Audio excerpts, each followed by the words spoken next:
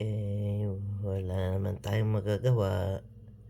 Eto, gagawa na naman tayo ng lechon belly. Ayan. Lechon belly na naman, guys. Ayan. Gawa tayo uli. Ayan. Papakita ko uli mamaya. Dadaling ko ito sa kaibigan ko, kaya gagawa ko na lechon belly. Yan, nilagyan ko ng konting asin. Yan lang ang timpla ko, konting asin lang. Ayan. Papakita ko mamaya pag nagawa na.